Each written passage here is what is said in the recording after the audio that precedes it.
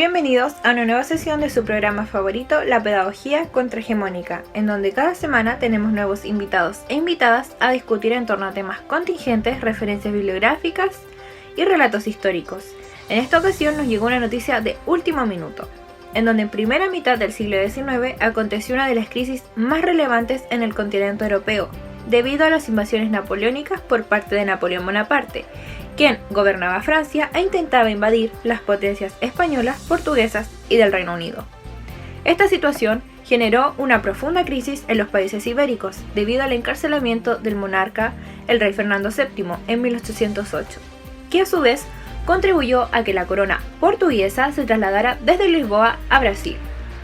Lo anterior provocó una ola de juntas de gobiernos en las colonias hispanoamericanas, en paralelo también de América y el viejo continente.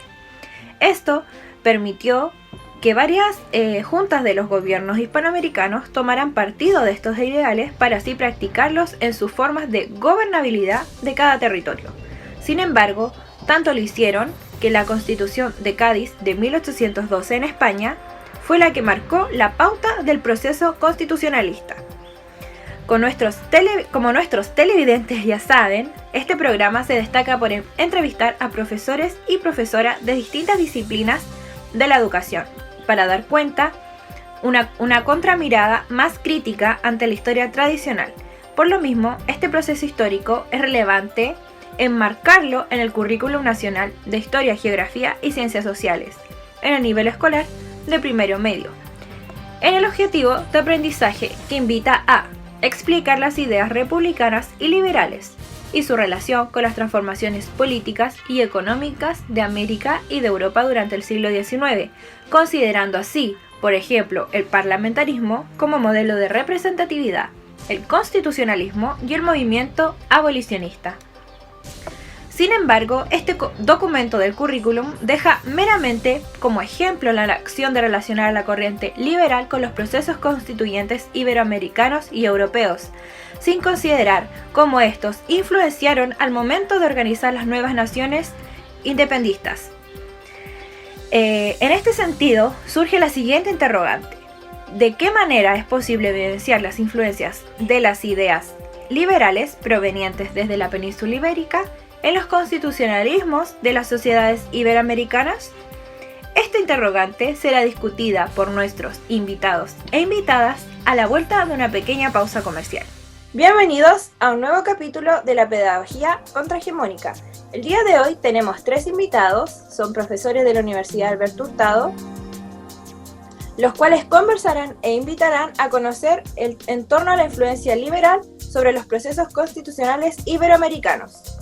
En este sentido, es preciso proponer la tesis hacia una mirada crítica desde la coyuntura ibérica, en donde abordaremos el constitucionalismo y el liberalismo americano a partir de las transformaciones sociopolíticas que sufrió Iberoamérica, en conjunto con las sociedades españolas y portuguesas, en consecuencia de la irrupción invasora por parte de Napoleón Bonaparte en la península ibérica. En este sentido, se va a postular que es posible evidenciar elementos transformadores en las sociedades anteriormente mencionadas, en donde los ideales liberales fueron potenciados en cuanto a su difusión y aplicación de los mismos.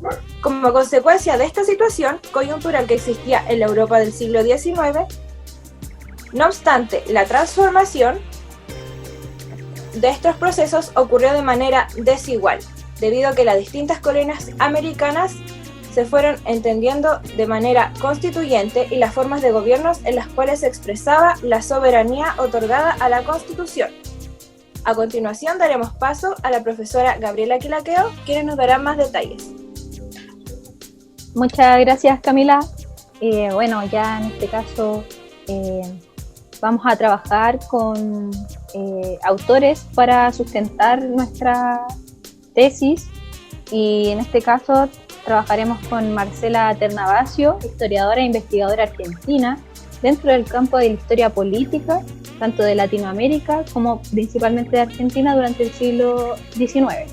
Y por otro lado, Antonio Danino, profesor de la Facultad de Ciencias Políticas de la Universidad de Florencia, quienes nos darán en su texto Crisis Ibérica y Derroteros Constitucionales, del año 2012, una mirada respecto a la presión napoleónica sobre la península ibérica y qué significó esto para la conformación de los estados-naciones, en este caso, de España y Portugal respectivamente.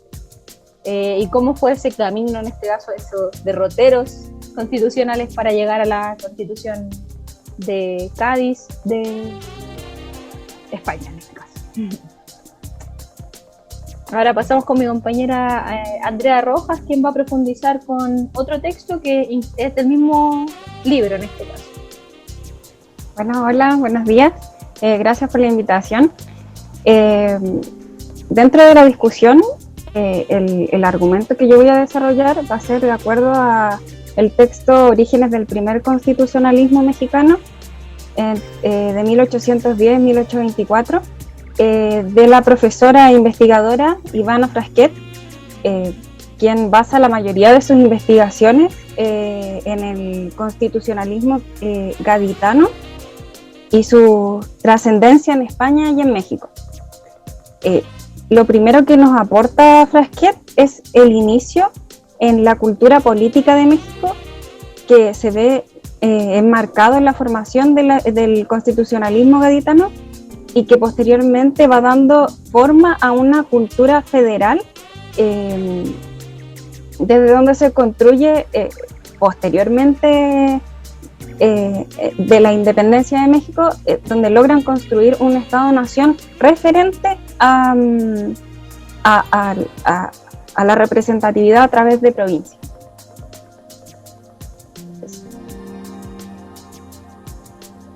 Hola, gracias por invitarme también a este programa, lo sigo hace mucho tiempo.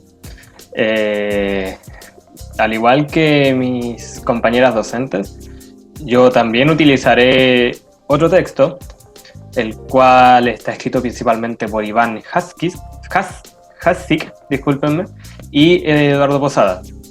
Iván es un profesor del programa del doctorado del Instituto de Historia de la Universidad Católica, mientras que Eduardo Posada es un doctor de Historia Moderna en la Universidad de Oxford. Ellos, en el texto Liberalismo y Poder, Latinoamérica en el siglo XIX, nos introducen cómo se desenvolvía la corriente liberal a lo largo de Latinoamérica, a la vez que nos hacen una contextualización de cómo la crisis monárquica de España y Portugal propició, en conjunto con las corrientes liberales, esta ola independentista por medio del constitucionalismo, donde a la vez nos hacen ver que no existe solamente una corriente liberal, sino que son dos principalmente, y que sus diferencias se hacen notar en la conformación de gobiernos.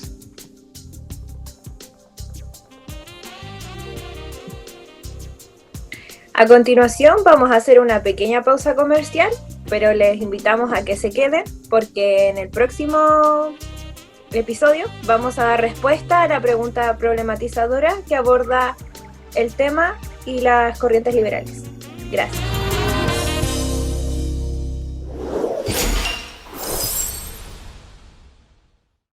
Bienvenidos, estamos de vuelta después de ese corte comercial en el nuevo programa Pedagogía Contrahegemónica y continuaremos conversando con nuestros invitados profesores para profundizar y responder a la pregunta abordada inicialmente.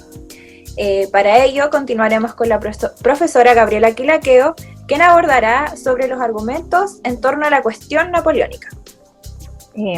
Sí, muchas gracias, Camila. Bueno, en este caso podemos evidenciar una influencia muy fuerte de las ideas liberales dentro de los procesos constituyentes en Iberoamérica. En primera instancia, y como proceso coyuntural, se puede apreciar lo que sucedió en España y Portugal. En este caso, la crisis o la cuestión napoleónica que plantean los autores Anino y Ternavasio, donde se desató una crisis debido a la ocupación de los franceses sobre estos pueblos. Ya en este caso, por una parte en España, al perder a la cabecilla, en este caso Fernando VII, y por otra parte en Portugal, con ese traslado que hubo de la monarquía hacia América, finalmente propició los procesos constituyentes dentro de cada uno de esos países. que sin duda buscaron la soberanía dentro de el pueblo en este caso, o la nación mejor dicho, y fueron una influencia muy fuerte sobre los pueblos americanos, principalmente el caso de México, que podemos ejemplificar, o ya finalmente otras influencias de Francia que pueden ir hacia Chile o hacia Argentina, pero finalmente acá donde nos vamos a centrar es en Iberoamérica, y principalmente con la influencia liberal que tuvo consecuencias finalmente para creaciones de cortes, que en primera instancia esto sucedió en Portugal, pero pueden verse evidenciada posteriormente con lo que profundizará acá mi compañera Andrea. Eso más que nada. Como mencionó mi colega anteriormente, la ausencia del monarca, derechamente en el caso hispano, propició la creación de una nueva invención. Esta nueva invención es una invención representativa donde se pudiera depositar aquella soberanía que habría vuelto a manos del pueblo. Entonces, en este caso, se crean y se desarrollan las cortes dentro del territorio peninsular. Lo que la autora menciona es que las cortes no son convocadas para crear un nuevo orden, sino que adaptar aquellas leyes a los nuevos tiempos, más que nada adaptar al contexto que estaban viviendo. Por lo tanto, crean la Constitución gaditana, y dentro de esta Constitución se establece una noción hegemónica de la nación que comprende a todo el imperio. O sea, no solo la península, sino también aparte del territorio americano. Y a su vez también liga la nación con la soberanía y la representación política. Y lo que nos dice Frasquet es que bajo este contexto se genera una discusión sobre esta noción hegemónica que se presenta de la nación y que deja fuera la plurinacionalidad comprendida dentro de los pueblos americanos. Entonces, bajo la premisa de la soberanía, la representatividad, los americanos lo que hacen es comprender como la única manera de organizar administrativamente y de manera federal un territorio tan grande dentro de esta monarquía. Y como para poder organizarlo era necesario dotar el territorio de una capacidad soberana. Y obviamente las reacciones de los peninsulares fue seguir centralizando las formas de gobierno, las formas de poder.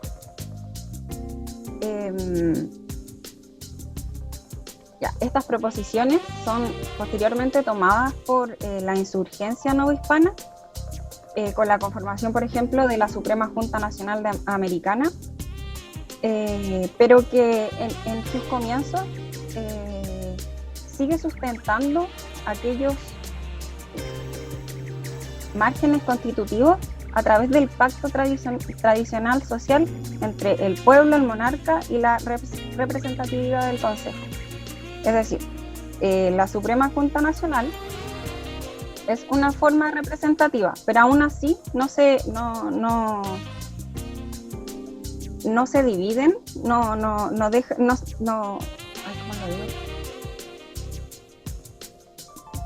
se separan del imperio.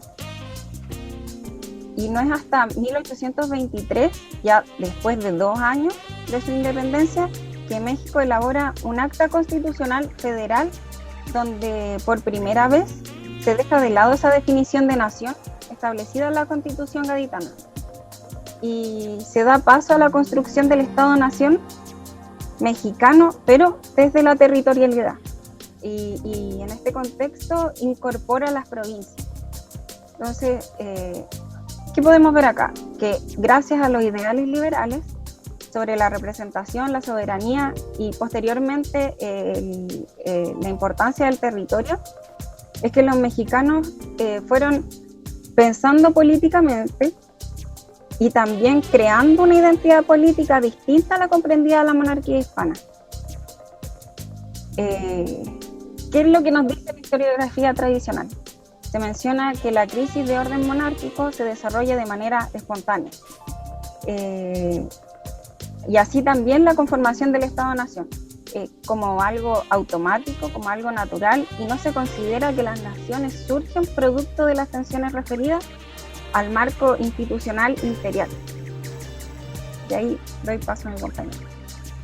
Como indicaba mi colega, efectivamente el movimiento liberal, la corriente liberal que hubo en el siglo XIX en la península ibérica, fue la principal responsable de que se llevaran a cabo un constitucionalismo como forma legítima de llevar a cabo los gobiernos. Si bien este proceso empezó de manera uniforme entre las potencias española y portuguesa, generando formas de gobierno similares, donde se les baja el poder al rey, se dividen los poderes, esto no fue igual dentro del territorio iberoamericano, dado que tenemos distintas experiencias dentro del mismo territorio, y en este sentido Anino y Ternavasio nos indican que si bien en un inicio esto fue regular, a medida que fue avanzando los años, se fueron notando las diferencias entre las corrientes liberales, lo que propició que cada territorio o colonia emancipada en realidad se fuera organizando de manera distinta. En este sentido, el autor, se me acaba de perder el nombre del autor, acá está, Hasek y Posada, nos indican que estas diferencias entre pensamientos liberales generaba críticas entre liberales. Por ejemplo, nos pone el caso de Lastarria, que escribe opiniones llamando de salvajes a los liberales colombianos por apegarse a los ideales franceses. Entonces, esto es un poco incongruente, como nos indicaba Andrea, con el relato tradicional que nos hablan de una corriente liberal unificada, representada por medio del Parlamento, cuando no fue así, dado que al momento de analizar las constituciones encontramos a México y Argentina con un federalismo que divide el territorio en provincias, mientras que en el caso chileno encontramos un extremo conservador, donde las mismas libertades individuales se suprimen. Entonces, no es posible hablar de un liberalismo uniforme. Acá hay que ser bien enfático en que ese liberalismo había dos matices, el británico y el francés. Y eso nos permite entender de mejor forma el proceso, dado que si nosotros creamos el imaginario y reproducimos el imaginario de que el liberalismo fue una sola corriente, es un poco extraño comprender por qué los territorios fueron construidos desde un centralismo, un republicanismo o un federalismo. Eso principalmente. Después de este aporte del profesor David en cuanto a las diferentes corrientes y de liberales y la desigualdad de la organización en cuanto a la política en estos diferentes territorios, vamos a dar paso a una pausa comercial y ya volvemos con tu programa favorito, la pedagogía contrahegemónica. Este 25 de octubre, vota apruebo y convención constitucional. Ya estamos de vuelta y para cerrar esta nueva sesión de tu programa Pedagogía Contrahegemónica, vamos a finalizar este programa con la necesidad de otorgar una mirada pedagógica a la discusión que han mantenido estos nuevos invitados. Ante esto, es necesario abordar el Currículum Nacional de Historia, Geografía y Ciencias Sociales, con la bajada a nivel escolar en primero medio, con el objetivo de aprendizaje número 1 que invita a explicar las ideas republicanas y liberales y su relación con las transformaciones políticas, económicas de América y de Europa durante el siglo XIX, considerando, por ejemplo, el parlamentarismo como modelo de representatividad, el constitucionalismo y el movimiento abolicionista. A continuación, daremos paso a la profesora Gabriela Quiraqueo, que nos dará una mirada reflexiva y pedagógica en torno a estos contenidos. Bueno, Yo creo que este contenido referido al liberalismo y constitucionalismo americano es muy importante salir de estos ideales tradicionales de la historia, donde se suele mencionar, no sé, un ejemplo muy por encima, el caso chileno, con los pipiolos y pelucones, pero no se profundiza más allá en otros países, en otras vivencias, que sí son muy importantes de profundizar y salir de esos ideales de que en Europa y en Chile solamente existieron estos movimientos que llevaron a la creación de las constituciones de cada país. De colonizar la historia, salir de esos ideales tradicionales y que como profesores y profesoras nos posicionemos dentro de este contenido, dándole una perspectiva multicultural a este contenido también. Eso más que nada. Es lo que considero importante para realizar esta bajada pedagógica y salir de estos ideales tradicionales de la historia. Ahora le voy a dar la palabra a mi compañera Andrea Rojas, quien va a profundizar más al respecto, yo creo que de nuestras opiniones. Gracias, compañera. Los procesos constituyentes, hay que tener en cuenta que no fueron algo automático. O sea, la coyuntura tiene un rol fundamental en la construcción de la organización administrativa en los distintos territorios. ¿A qué me refiero? Por ejemplo, no podemos decir la independencia de América, son las independencias de América. Cada uno vive un proceso distinto y requirieron tiempo para poder adoptar una cultura política y organizativa dentro de la construcción del Estado-Nación o de los Estados-Nación. Entonces, podemos tomar el caso actual en Chile.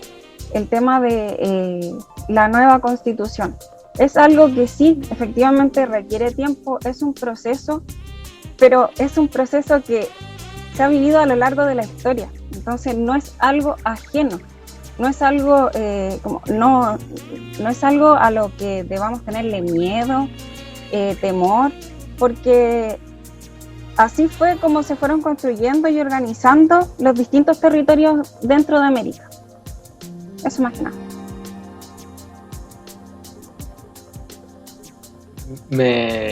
Me sumo a esta reflexión de Andrea, porque sobre todo en las escuelas, o al menos en mi formación como estudiante de enseñanza media básica, nunca fue abordado el proceso independentista de países más lejanos, como por ejemplo América Central con México. Es muy grave no incluir procesos de los otros países que están dentro del mismo continente, porque eso genera que los estudiantes creen un mito en torno a los procesos pensando que todo sucedió igual que Chile y queda relegado la historia de los otros países, como en el caso argentino, que en Chile queda más como un colaborador durante la independencia y después Argentina desaparece dentro de la sala de clase. Entonces, esta reflexión que quiero llevar a cabo es que es necesario incluir una perspectiva plurinacional, tal como nosotros logramos hacerlo mediante los argumentos presentados, dado que esto permite que el estudiante valore también los procesos políticos de los otros países, que entienda por qué Argentina es un federalismo, por qué México es un federalismo, por qué el Estado chileno da más poder al presidente que a otros poderes del Estado. Entonces es necesario incluir esta perspectiva plurinacional, esta perspectiva deconstructora del discurso occidental, o como dice Andrea, de que hay que entender que son independencias, no es la independencia de América, sino que son independencias que funcionaron en tiempos históricos también distintos y con personajes políticos con pensamientos muy variados entre ellos, a pesar de que se clasificaban como liberales, su diferencia igual eran profundas.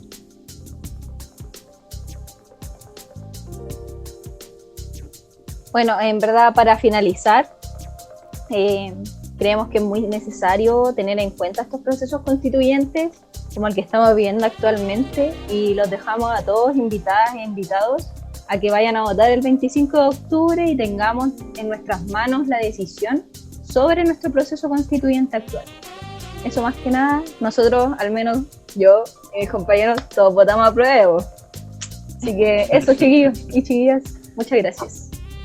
Una pregunta final que dejamos abierta ahí para la discusión, es que creemos que es importante discutir nosotros como profesores y profesoras en formación sobre qué mirada le vamos a dar al currículum y sobre cómo en este caso este contenido puede ser utilizado dentro de la sala de clase, saliendo de estas dinámicas tradicionales. Eso más que nada, para que lo piensen. Una reflexión. Bueno, muchas gracias a nuestros 3 invitados, profesores de la Universidad del Hurtado. Le agradecemos su participación, su compromiso por participar y estar aquí. Con ello damos por finalizada esta nueva sesión, y ante la importancia de los procesos constituyentes, les recordamos nuevamente que vayan a votar este 25 de octubre y cambiemos la actual Constitución. Adiós.